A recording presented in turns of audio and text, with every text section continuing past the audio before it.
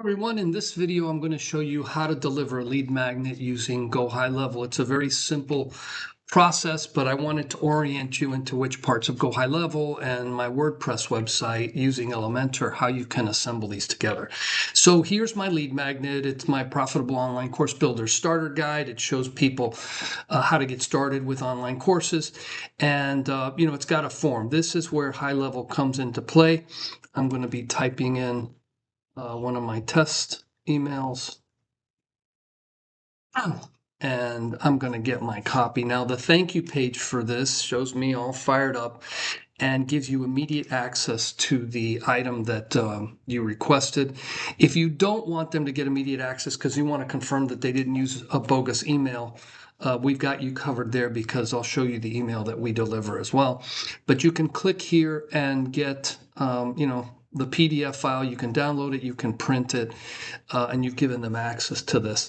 Now I'm going to go over to my email, and I've received two different messages. The first one is a notification from the system to me as the site owner, telling me that, oh, by the way, someone with this email address has downloaded the lead magnet. So that's an administrative one. That's not something the customer sees.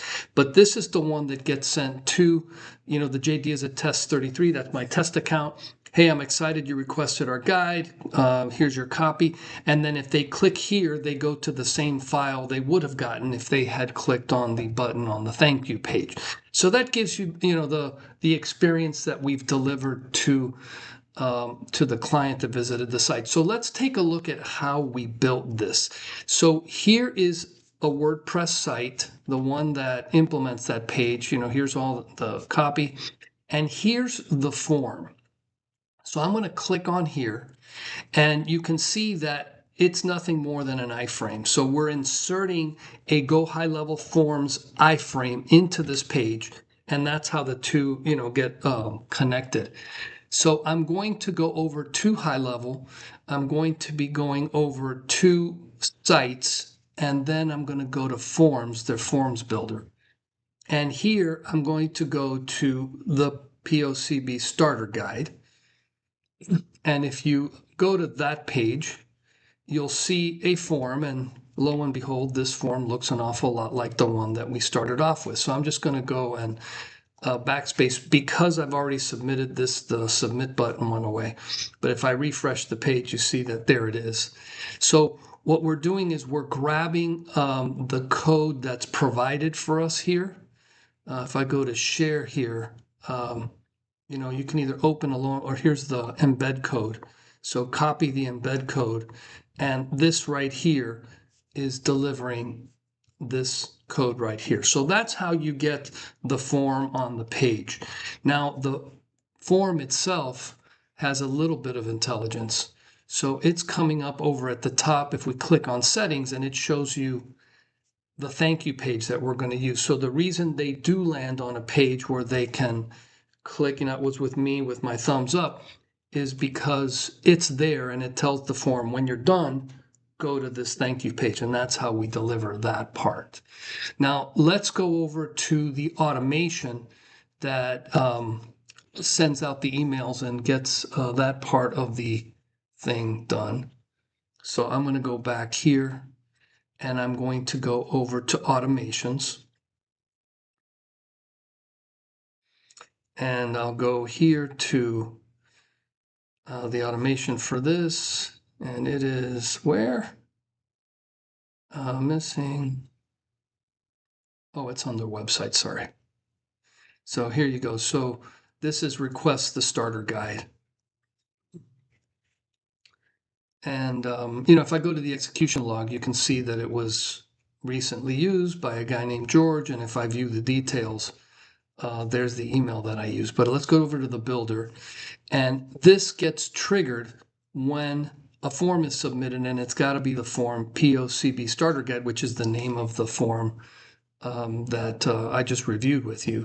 The next thing we do is we notify me. So the system sends me an email. Here's the GoHighLevel, someone requested the starter guide subject line. So if you go here, you'll see that that's the email that I was sent, that one there. So let me shrink this back down a little bit. And the next thing it does is we add a tag. Now I prefix all of my tags as high level HL. Has nothing to do with GoHighLevel. It's because in all the systems I've built in the past, I always create a category called high level tags, which is tags that mean something higher up or higher in the management levels of the organization. So someone requested the POCB starter guide. I'm tagging them with that. And then we send them an email. So this email here, I'm not even using templates. I'm just using a very simple embedded message in here. And this is the link that I showed you earlier that takes them right to the PDF file. Now, I don't have anything else going on, but it's very easy then to put a weight in there. And then let's say tomorrow, send them another email that's a reminder that's saying, hey, I remember that you downloaded the guide that I sent you. Hey, you ought to consider what it says in page 2. So you kind of can highlight certain things about the lead magnet to keep people engaged, to remind them, because some people might download the lead magnet and then go and forget, something comes up, a phone call comes in, and they, do something else and they forget that they did this. So you want to continue to send them out an email that reminds them of what they downloaded, because if they did decide to register to get your lead magnet, there was something about it that enticed them.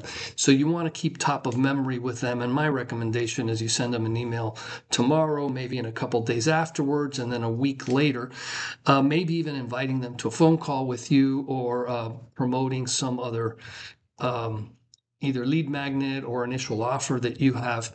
And then it probably, if they don't respond, in a short amount of time, you put them into your long-term nurture sequence so that ongoing, they're always hearing from you. They see that you're an expert in your area of expertise, and it could lead to, an eventual sale when the time is right for them.